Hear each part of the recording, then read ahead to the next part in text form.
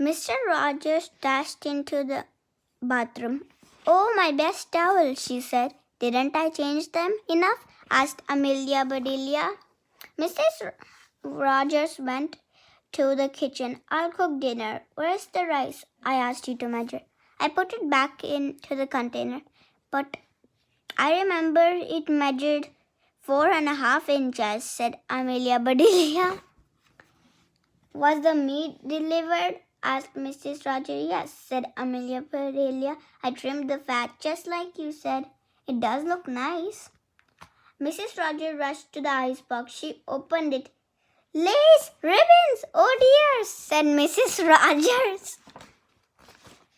"The chicken. You dressed the chicken?" asked Mrs. Rogers. "Yes, and I found the neatest box to put in," said Amelia Bedelia.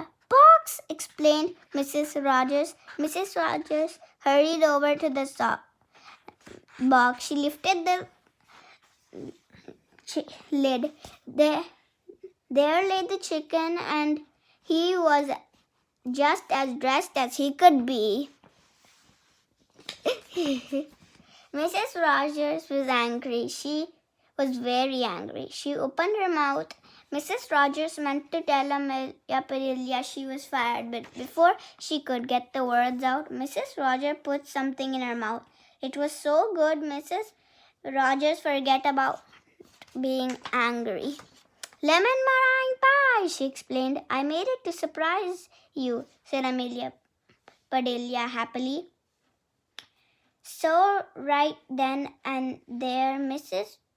Rogers and Mr. Rogers decided that Amelia Bedelia must say, and so she did. Mrs. Rogers learned to say things like undust the furniture, unlight the lights, close the drapes, and things like that. Mr. Rogers didn't care if Amelia Bedelia trimmed all of his steaks with lace. All he cared about was having her there to make lemon meringue pie. The end. Thanks for listening.